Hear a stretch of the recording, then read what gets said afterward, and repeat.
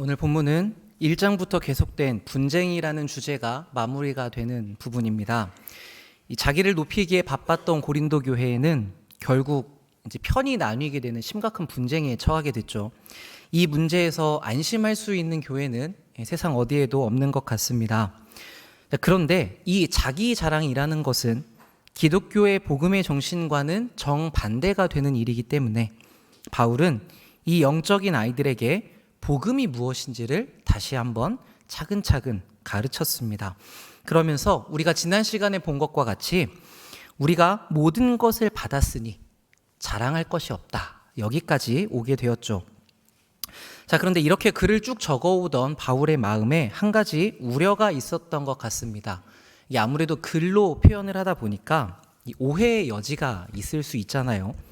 우리도 문자나 글로 이야기를 하는 경우에 내가 전혀 그런 뜻으로 한 말이 아니었는데 상대방이 나중에 그것 때문에 기분이 상했었다라는 이야기를 듣는 경우가 있지 않습니까? 그러니까 내가 가지고 있는 생각 안에서 저 사람이 이렇게 했겠지라고 상상하기 때문에 이게 커뮤니케이션이 잘 안 되는 것이죠. 고린도 사람들은 어떤 사람들이었냐면 남을 지적하고 부끄럽게 만들어서 자기를 높이려는데 혈안이 돼 있던 사람들입니다. 그러니까 이 사람들이 바울의 편지를 보면서도 자기 생각 안에서 야, 바울도 이런 식으로 우리를 지적해서 우리 위에 올라서려고 하는구나 라고 오해할 수 있었을 겁니다. 그래서 바울은 이 사람들에게 오늘 14절과 같이 이야기를 하죠. 내가 너희를 부끄럽게 하려고 이걸 쓰는 게 아니라 오직 너희를 내 사랑하는 자녀같이 권하려 하는 것이다. 마치 부모님들께서 아이들을 막 혼내다가도 이리 와 라고 해서 안고 토닥여주는 것 같은 그런 느낌이 듭니다.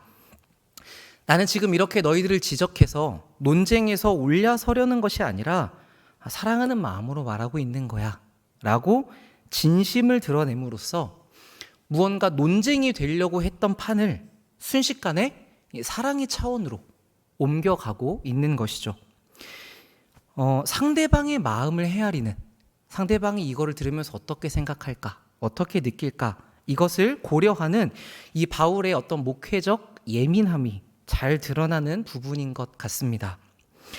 아마도 이 표현은 바울의 지적에 대해 찔림을 받고 있던 사람들, 그래서 야, 우리 혼나는구나 라고 생각하는 사람들, 또는 어떤 그 말을 들으면서 불편함이나 적대감을 가졌을 법한 사람들에게 바울이 진짜 어떤 마음으로 이 얘기를 하는지를 잘 전달해 주었을 것입니다. 이 부분을 보는데 우리에게도 이런 마음이 있으면 좋겠다는 생각이 들었습니다. 영적인 가족으로서 우리가 한데 모여 지내다 보면 우리는 누군가를 지적해야 되는 때도 생기고 또 누군가로부터 지적을 받게 되는 일도 있습니다. 둘 다 별로 좋은 일은 아니죠. 쓴소리를 하는 것도 힘들고 듣는 것도 어려운데, 그런데 이 두 가지가 다 우리가 함께 성장해 가는 데에는 반드시 필요한 부분입니다.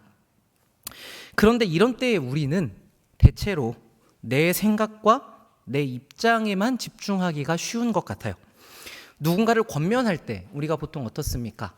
처음에는 좋은 말로 시작을 하지만 이제 계속 못 알아들으면 그 사람의 틀린 점을 지적하고 결국 그 부분을 고쳐내려고 하는데 우리가 집중하게 되죠.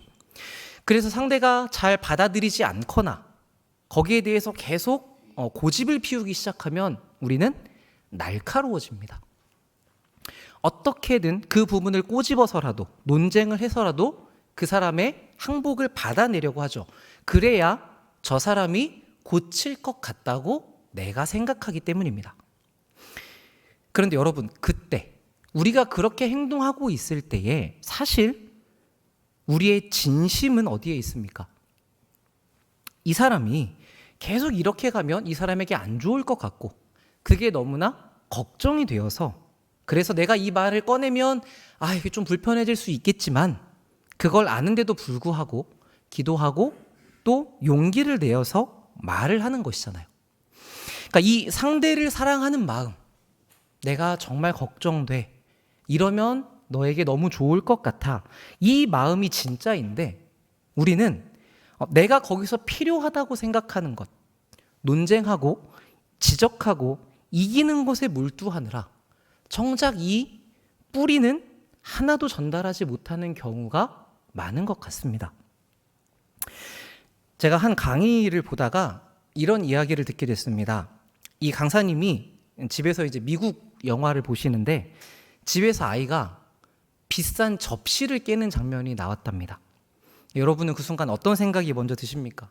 전 이야기를 듣는 순간 야, 엄청 혼나겠네. 이게 제일 먼저 들었습니다. 그런데 그곳에 아이의 어머니가 달려오더니 이렇게 이야기했다고 합니다. Are you okay? 너 괜찮니? No problem, don't worry. 괜찮으니까 걱정하지 말아라. 그리고 마지막에 I love you. 난 너를 사랑한다. 이 부분에서 강사님은 내가 미국 스타일이구나 이걸 아셨대요. 한국에는 맞지 않구나. 근데 강사님의 어머니께서는 전남 분이셨답니다. 그것도 이제 해남, 땅끝마을 전남억양 아시죠? 접시 깨지면 야 뭐하러 남겨두냐 다 깨부러라 이러셨다는. 우린 이쪽이 좀 더 익숙하잖아요. 우리가 한국 사람이라서 그렇습니다. 저도 그런 얘기를 많이 들었던 것 같아요. 무슨 사고가 나면 넌 왜 이렇게 조심성이 없냐, 그래갖고 다 깨지겠냐, 다 부셔라, 뭐 이런 얘기를. 그런데 여기에 이어서 강사님께서 예를 하나 더셨습니다. 아이가 바다에서 수영을 하다가 사고가 났대요. 주변 사람들이 다 이 아이를 구하려고 달라들었고 잠시 후에 이 아이가 의식이 돌아왔답니다. 자, 그때 여러분들 부모로서 아이한테 어떻게 말씀하시죠? 괜찮아. 좋은 부모님들이십니다. 딱 뭐가 드냐면 야, 너는 하라는 공부는 안 하고 왜 이렇게 쓸데없는 데만 다니냐. 이게 우리가 가장 많이 듣는 이야기인 것 같아요. 엄마가 걱정해 안 해? 다음부터 이렇게 위험한 짓 하지 마. 우리는 보통 이렇게 많이 이야기하는 것 같거든요. 그런데 그 미국 부모님은 아이에게 다가와서 말씀하셨답니다. 걱정 가득한 표정으로 Are you okay? 괜찮니? 괜찮아, 걱정하지 마. 그리고 마지막에 I love you. 자, 거기에 이어서 이 아이의 인생에 평생 남을 만한 이야기가 이어집니다. 너는 이 힘든 사건을 통해 너가 우리에게 얼마나 소중한 아이인지를 결코 잊어서는 안 된다. 사실 우리가 아이들에게 하고 싶은 말은 이거죠. 왜 이렇게 걱정시키니? 왜 시키지도 않은 짓을 하니? 앞으로 위험한데 하지 마. 이거는 다 너는 나에게 너무나 소중한 아이야. 이거에서 뻗어나온 이야기잖아요. 그러니까 이게 더 깊이 숨어있는 우리의 마음이란 것이죠. 그래서 제가 이 강의를 들으면서 그 생각을 했던 것 같습니다. 우리는 우리가 정말 하고 싶은 이야기가 무엇인지 나도 모르고 있는 때가 많구나. 지금 이 말을 하는 내 속에 깊은 진심이 무엇인지를 나도 잘 몰라서 그 부분을 깊이 생각해 볼 여유가 없어서, 그래서 이런 표현을 바로 꺼내는 게 우리에게 어려울 수 있겠구나. 우리는 먼저 나를 읽을 줄 알아야 됩니다. 특히 우리 한국 사람처럼 이 체면을 차리는 문화, 그리고 내 마음을 안 들키려고 하는 그런 상황에서는 더욱 더 내 진심이 무엇인지를 살펴보는 게 중요한 것이죠.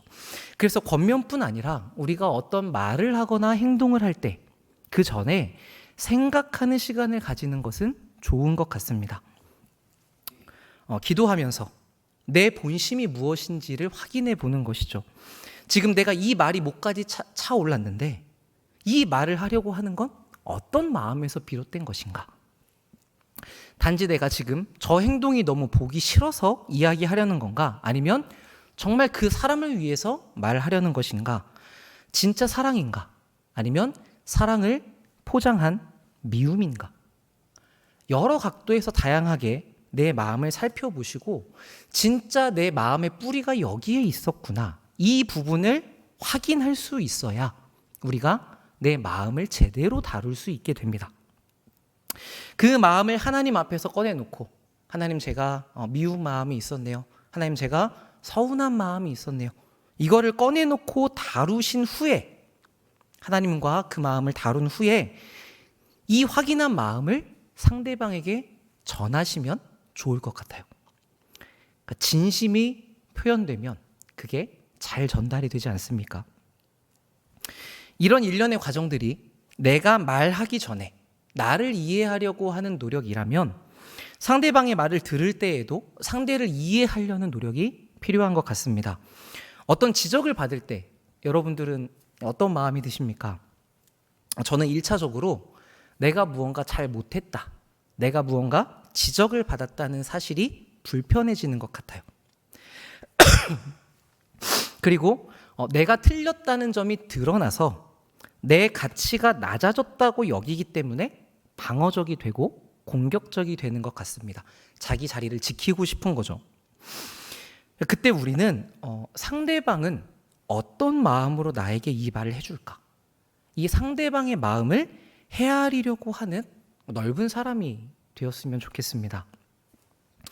저는 어렸을 때 잔소리를 너무 싫어하는 사람이었거든요. 그래서 다른 사람에게도 막 조언을 하지 않을 정도였어요. 왜냐하면 제가 그 얘기를 했을 때 이 사람도 이걸 싫어할 것 같아서, 귀찮아할 것 같아서 그런 이야기도 잘 안 꺼내는 편이었습니다. 그런데 어느 날 제 친구가 저에게 이렇게 말을 하더라고요. 이 친구는 주변 사람들에게 오지랖이 넓기로 첫 번째에 꼽히는 친구였거든요. 근데 이 친구가 하루는 저한테 뭐라고 이야기하냐면 다른 사람한테 조언하는 게 참 피곤해, 이렇게 얘기를 하더라고요. 그래서 제가 뭐라고 얘기했습니까?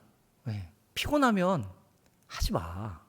그거 왜 하면서 그렇게 힘들다고 하냐, 이렇게 얘기를 했더니 이 친구가 그때 그 사람이 이 부분만 고치면 정말 나아질 게 보이는데 그걸 이야기를 안 할 수가 없다는 거예요. 안 하는 게 더 힘들다고 이야기를 하더라고요. 그때 제가 이 잔소리하는 사람의 마음을 처음으로 생각해 봤던 것 같아요. 누군가에게 조언을 해주려면 그 사람에게 관심을 가지고 일거수일투족을 살피고 그리고 그 사람에게 가서 말하는데 시간과 에너지를 들여야 됩니다. 뿐만 아니라 이 불편한 얘기를 꺼내면 싫어할 걸 아는데도 내가 그 불편함을 감수하고 그 사람을 위해서 이야기를 해줘야 되죠. 이걸 생각해 보니까 이거는 진짜 사랑하는 마음이 아니면 못하겠구나 라는 생각이 들더군요. 그게 인정이 되고 나니 그 후로는 저에게 무언가 조언해 주시는 분들의 이야기를 매우 큰 사랑의 수고로 제가 이해하게 되었습니다. 때로는 표현이 거칠다고 하더라도 거기서 저분도 얼마나 에너지를 쓰면서 나에게 말씀을 하시는 것일까, 이 진심을 헤아리려고 애쓰게 되더라고요. 그러니까 우리도 누군가의 지적을 받을 때 저 사람이 내 약점을 들춰서 내가 못하는 걸 굳이 꺼내서 나를 불편하고 나쁜 사람으로 만들려고 한다는 생각이 먼저 든다고 하더라도, 그래서 당장 기분은 좀 상할 수 있어도 거기에서 나 더 잘 되라고 애써주는구나, 이렇게 바꾸어서 받아들이시는 연습을 하시면 좋을 것 같습니다. 이걸 우리가 알고 있어요. 이렇게 하는 게 좋다는 것도 맞다는 것도 알고 있지만 문제는 뭐냐면 이제 막상 그 상황이 되면 이게 잘 안 된다는 거죠. 그나마 내가 이미 알고 있는 단점은 알고 있기 때문에 그래 라고 인정을 할 수가 있는데, 어디가 문제냐면 내가 모르는 부분을 얘기해 줄 때예요. 전혀 예상하지 못했던 걸 들으면 충격이 2배가 되죠. 이 고린도 교회만 해도 자기들이 잘하고 있다는 영역에서 바울에게 지적을 받았습니다. 내가 맞고 상대방이 틀려 라고 싸우고 있었는데 너희들 하는 거 지금 다 틀려 라고 바울이 이야기를 하고 있는 것이죠. 그러니까 당연하게 여기던 것이 아니라는 이야기를 들으면 누구나 방어하고 피하게 되는 것 같아요. 그런데 제가 한 몇 년 전에 몇 년 전이 아니구나. 제가 올해네요. 얼마 전에 뭐를 깨달았냐면 우리의 생각과는 다르게 우리가 뭔가 지적을 받으면 제가 그거 잘못했군요 라고 그냥 인정해도 괜찮더라고요. 저는 그걸 인정하면 안 될 거라고 생각하고 내가 잘못하지 않았어 라고 방어를 하고 싶었는데, 그런데 이야기를 많이 나누다 보니까 괜찮다는 걸 알게 됐습니다. 우리가 왜 하나님을 편하게 생각하고 하나님께는 모든 것을 다 기도로 털어놓습니까? 내가 아무리 숨겨도 하나님이 이거 이미 다 알고 계시니까 라고 생각하기 때문이잖아요. 그러니까 그것과 비슷한 거죠. 우리에게 그런 조언들을 해주시는 분들은 이미 내 그런 모습을 보고 계시는 분들입니다. 그럼에도 불구하고 그런 내 모습을 이미 용납하고 받아들이고 사랑하는 분들이기 때문에 그 앞에서 그래, 내가 잘못했구나, 제가 틀렸군요 라고 이야기를 하는 게 아무 문제가 되지 않더라고요. 그러니까 여러분들도 자신을 드러내거나 솔직하게 인정하는 일을 너무 두려워하지 않으셔도 괜찮을 것 같습니다. 이렇게 우리가 내 진심을 헤아리고 상대방의 진심을 헤아리는 사람들이 되었으면 좋을 것 같아요. 그렇게 우리가 서로 노력할 수 있다면 서로 불편한 상황에서도 서로의 성숙을 위해서 나누는 이야기들이 덜 오해가 되고 덜 상처가 되는 진짜 이 사랑의 나눔이 될 수 있을 겁니다. 이런 서로를 헤아리는 사랑의 마음, 그것을 바울은 이 아버지라는 단어에 담아내고 있는 것 같습니다. 우리 15절을 함께 읽어보도록 하겠습니다. 그리스도 안에서 1만 스승이 있으되 아버지는 많지 아니하니 그리스도 예수 안에서 아멘. 자, 여기서 스승이라는 말은 우리가 흔히 생각하는 학교 선생님, 교사라기보다는 아이의 인생을 믿고 맡길 수 있는 보호자로서의 종, 그 당시에 가정교사를 의미합니다. 교회 안에서는 이처럼 옳고 그름을 가르치는 사람들이 많이 있다는 거예요. 10,000명이나 있는데 나와 너희와의 관계는 그것과는 전혀 다른 특별한 것이다 라고 구별짓고 있죠. 나는 복음으로 너희를 낳은 영적인 아버지다라는 것입니다. 여러분, 신앙생활을 하시면서 한 사람의 영혼을 복음으로 길러내신 적이 있으십니까? 하나님을 전혀 모르던 사람이 나를 만나서 복음을 접하게 되고 그 영혼을 구원해달라고 밤마다 부르짖고 해산의 고통을 감내하고 같이 기도하고 말씀 보면서 그렇게 하나하나 울고 웃으며 길러낸 영혼이 있는 경우에는 정말 특별한 마음이 갑니다. 마치 내가 낳아 기른 아이처럼 그 애틋한 마음이 들죠. 그러니까 그 자녀는 아무리 잘못해도 내 자식인 거예요. 그러니까 이거는 과외 교사와는 비교할 수 없는 마음인 거죠. 지금 이 고린도 교회는 바울에 대해서 그는 사도가 아니라고 공격하는 사람들도 있었습니다. 그런데 바울은 그렇게 자기를 힘들게 만드는 사람들까지도 내가 복음으로써 너희를 낳았다 라고 말하면서 품어주죠. 아버지의 마음으로 이 교회를 다 끌어안으면서 내가 지금 사랑하는 자녀에게 권하고 있다는 이 14절의 이야기에 힘을 더하고 있습니다. 그러면서 나아가 무엇이라고 이야기하냐면 너희는 나를 본받는 자가 되라고 이야기합니다. 아이를 맡아 기르는 종은 감히 자기를 본받으라고 이야기할 수가 없죠. 가르칠 뿐입니다. 그런데 아버지는 자식들에게 본이 됩니다. 바로 앞에서 바울이 무슨 이야기를 했습니까? 지난주에 우리가 본 본문에 보면 십자가를 따라 사는 삶에 대해서 이야기를 했습니다. 너희가 왕노릇하는 지금까지 우리는 세상에서 구경거리가 되고 경멸을 당하고 있다. 이 이야기를 우리가 보았죠. 근데 그 이야기를 하고 나서 바울은 자신을 본받으라고 하잖아요. 그러니까 예수님께서 걸어가신 길을 너희들도 걸어가야 된다라고 이야기하고 있는 것입니다. 어떻게 보면 이 말은 바울 자신이 예수님의 뒤를 따라가고 있는 믿음의 어른이기 때문에 할 수 있는 이야기죠. 수년 전에 은퇴하신 한 목사님께서는 설교 중에 이런 말씀을 하셨습니다. 여러분의 믿음이 좋고 크고 이런 종류의 것은 분명하게 나이로 드러날 수 있어야 합니다. 더 많은 시간 동안 더 많은 하나님을 경험했다면 그 신앙의 실력이 더 많이 드러나야 한다는 것이죠. 우리가 하나님과 함께한 시간에 대해서 책임지는 존재가 되어야 된다는 이야기입니다.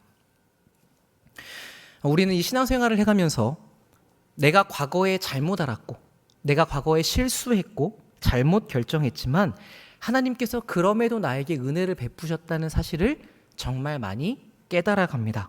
그래서 우리는 인생을 통해서 무엇을 고백해요? 내 성공이 아니라 하나님의 성공에 대해서 고백하게 되죠. 이 경험은 다른 사람들에게 나는 지금 이거 할 수 있는데 당신은 왜 못합니까? 이 말을 하라고 주어지는 내용이 아닙니다.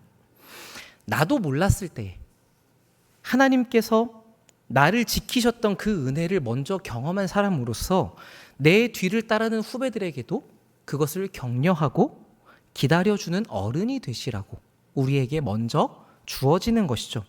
그런데 교회는 그렇게 가기보다는 비난과 정죄가 많을 때가 여럿 있습니다. 그 현실을 교회가 스스로 잘 나타내는 말이 있죠. 우리 교회는 사랑이 없어. 제가 교회에서 이런 이야기들을 참 자주 듣게 되는 것 같습니다.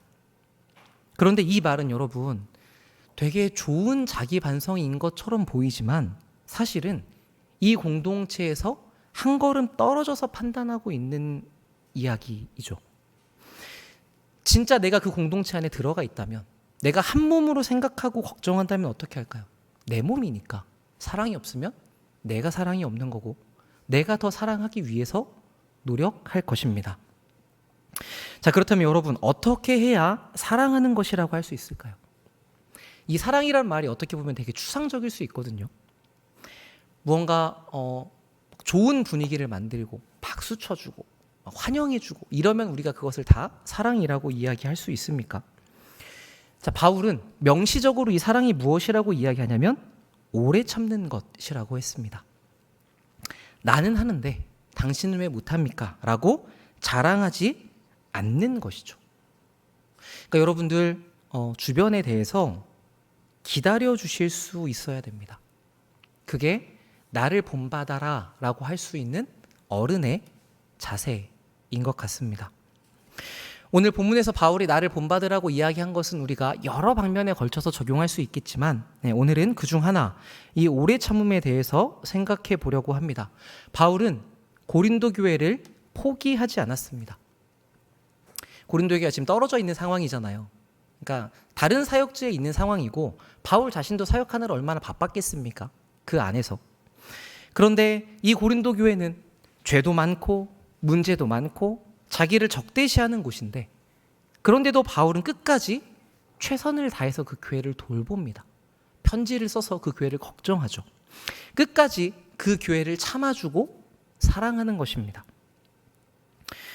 이 교회 안에서마저 용서와 용납이 없다면, 기다림이 없다면 이 세상은 도대체 어디 가서 그것을 받을 수 있겠습니까? 그러니까 세상에 답을 주는 교회의 힘은 이런 곳에 있는 것이죠. 요즘에는 세상의 교회를 너무나 뭐라고 하니까 우리가 욕을 먹지 않기 위해서 이 세상의 눈치를 보면서 일을 많이 하는데 교회의 힘은 그 정도가 아닙니다. 오히려 교회는 항상 많은 공격을 받게 되어 있어요. 왜냐하면 세상이 우리에게 기대하는 바가 매우 높기 때문입니다. 세상이 우리에게 너희들은 예수처럼 살아야 되지 않느냐라고 그분의 기준을 대기 때문이죠. 그러니까 우리는 공격을 안 받으려고 막 나를 세우고 방어하고 싸울 게 아니라 오히려 그 공격을 여유 있게 받아낼 수 있는 내공을 길러야 됩니다.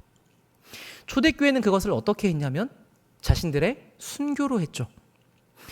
순교하면 우리는 이제 목숨을 내놓는 것이라고 생각을 하는데, 사실 여기에 담겨있는 정신은 제가 생명을 불사르겠습니다 이런 열정보다는 내가 세상과 타협하지 않겠지만 그 세상에 보복하지도 않겠다, 이 말씀을 따른 순종이라고 생각이 됩니다.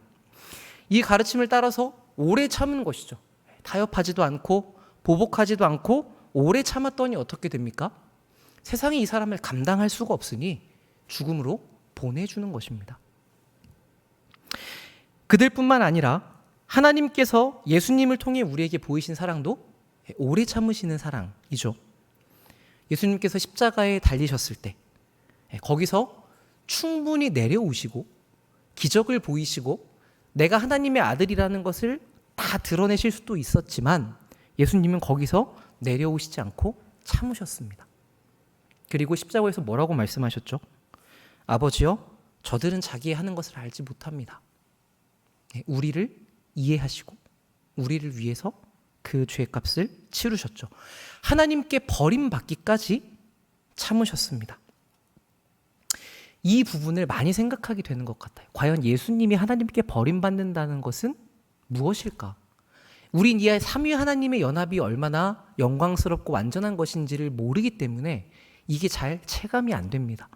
그래서 모세는 그 상황을 우리의 언어로 표현해 준 것 같아요. 금송아지 사건 때 하나님께서 야, 이제 안 되겠다. 내가 이스라엘 백성들 다 치우고 모세 너로 새 민족을 세우겠다. 이렇게 얘기하시니까 모세가 뭐라고 기도합니까? 하나님, 저들을 용서해 주십시오. 그게 아니면 자기도 책에서 지워달라고 그렇게 이야기를 하죠. 하나님의 백성과 함께 가는 게 아니라면 자기도 가지 않겠다는 것입니다. 여러 번 보게 되는 구절인데 볼 때마다 고민을 하게 되는 것 같아요. 나는 목사로서 과연 이렇게 이야기할 수 있을까? 내가 하나님이 주신 그 은혜로 구원받았기 때문에 갚을 수 없는 그 은혜에 감사해서 하나님께서 저를 두신 곳에서 최선을 다하겠습니다. 이렇게까지는 마음을 먹겠지만 주님, 지금 저에게 맡기신 이 양들과 같이 가는 게 아니라면 저 같이 지옥 가겠습니다. 이런 사랑을 가지고 갈 수 있는가? 신약에서는 바울이 이야기하죠. 내가 저들과 같이 가지 않으면 차라리 끊어지는 게 낫겠다. 모세는 자기의 뛰어남을 가지고 너희들은 왜 금송아지를 만드느냐? 너네들은 잘못했지만 나는 그렇지 않았다. 이렇게 말하지 않았습니다. 그는 자기가 백성들을 위해서 세워졌다는 걸 알았고 자기가 뛰어날수록 이게 이스라엘 백성들을 위한 일이라는 걸 알았고 그들과 하나라는 것을 끝까지 붙잡고 있었죠. 그래서 그는 이스라엘 백성들과 함께 있으면서 오래 참았습니다. 우리 잘 아는 고린도전서 13장 4절에서 7절 말씀 화면에 잠깐 올려주시겠어요? 우리 소리내서 읽지 마시고 한번 보시면서 생각해 보시면 좋겠습니다. 사랑은 이런 거죠. 우리가 사랑은 이런 거라고 잘 아는데 나는 지금 어떠한가? 오래 참고 온유하고 시기하지 않고 자랑하지 않고 교만하지 않고 무례하지 않고 내 유익을 구하지 않고 화내지 않고 악한 것을 생각지 않고 그 마지막이 어떻게 끝나냐면 모든 것을 참고 믿고 바라고 견딘다라고 이야기합니다. 참음이 시작과 끝에 있죠. 하나님이 우리에게 바라시는 것은 이런 내용들입니다. 그러니까 참 어렵죠. 차라리 헌금 얼마 해라 이러면 차라리 쉽겠는데 이런 것 오래 참고 화내지 말고 다 힘든 것만 얘기하시는 것 같아요. 하나님이. 왜 어려운가? 이런 신의 성품은 우리에게 없는 것이기 때문입니다. 그런데 하나님께서 그것을 되게 하겠다고 우리에게 말씀하신 것이죠. 아들을 보내어서 우리를 포기하지 않으십니다. 오늘 본문의 바울도 그렇게 움직입니다. 가장 사랑하는 영적인 아들, 자기의 사역에 가장 도움이 되는 이 디모데를 고린도 교회로 보내어 주죠. 그래서 이 디모데를 통해서 예수 안에서 삶이 무엇인지 자기가 가르친 내용들을 자꾸 생각나게끔 내가 하겠다. 끝까지 너희를 포기하지 않겠다라고 이야기합니다. 지금도 하나님은 우리에게 그렇게 일하시죠. 사역자들을 보내셔서 우리 주변에 여러 사람들과 도움의 손길을 보내어서 계속 여러분들을 가르치고 독려하고 이끌어 가십니다. 이 일을 여러분의 평생에 걸쳐서 하실 것이고 그렇게 해서 결국 이 질그릇 같은 인격 안에 하나님의 신격을 담아내실 겁니다. 그래서 힘든 건데 그래서 이 힘들만에 기독교 신앙의 위대함이 있는 것이죠. 여러분 이 위대한 길 위에서 자주 고민하시면 좋겠습니다. 나에게는 이 부모의 마음이 있는가? 나에게는 그 사랑의 마음이 얼마나 있는가? 부모님들은 절대 자기 우월함을 증명하지 않습니다. 그렇죠? 언제나 자식들에게 져주십니다. 갓난아기 때 젖달라고 울어댈 때부터 대학생 때 간섭 말라고 독립하는 그 모든 일들 가운데 부모는 매번 자식들에게 지죠. 그래서 제가 제일 많이 듣는 얘기가 자식을 낳으면 성격대로 못합니다. 그리고 하나님께서 이 자녀가 아니면 저를 연단을 못 시킬 것 같아서 얘를 보내주신 것 같습니다. 이 이야기를 진짜 많이 듣는 것 같아요. 저도 이제 자라다가 아마 한 30대를 넘어서 그런 것 같아요. 철이 어느 순간 들어가지고 야, 내가 부모님을 공경해야겠다. 부모님께 더 잘해야겠다. 부모님이 화를 내셔도 내가 더 많이 참아야겠다. 이런 생각을 한 적이 있었습니다. 그리고 이제 순간순간 저도 노력을 했죠. 그러다 보니까 어머니와 덜 다투게 된 거를 제가 알게 됐어요. 그래서 속으로 생각을 했죠. 야, 내가 노력하고 잘했더니 결과가 좋아지는구나. 그런데 언제 어머니와 이제 차를 타고 가면서 이야기를 하다가 어머니께서 이렇게 말씀하시는 거예요. 내가 젊을 때는 참 성격이 급했는데 그래도 이제는 엄마가 정말 많이 참는다. 네, 서로 참았죠. 보통 같으면 내가 더 많이 참는다고 이야기를 할 텐데, 근데 이상하게 그날은 야, 엄마가 얼마나 참았을까? 자식인 나도 이렇게 참겠다고 노력을 하는데 엄마 입장에서는 과연 그 참음이 얼마나 큰 걸까? 이게 그 순간 좀 생각하게 되더라고요. 그러고 나니까 엄마 내가 참았어. 이 얘기를 마저 못 하겠는 거예요. 야, 부모의 사랑이라는 게 이런 거겠구나. 그래서 이제 내리사랑은 있어도 치사랑은 없다고 이야기를 하는 거지 않습니까? 여러분, 교회에서도 여러분이 스스로를 어른의 자리에 두시면 좋겠습니다. 부모의 자리에. 그래서 거기에 맞는 역할, 오래 참고 바다와 같이 넓은 마음으로 이해해주고 여기에 합당한 삶을 여러분들이 보여주셨으면 좋겠습니다. 참 신기하게도 하나님께서는 이거를 통해서 일을 하시더라고요. 오래 참아보신 분들 아시죠?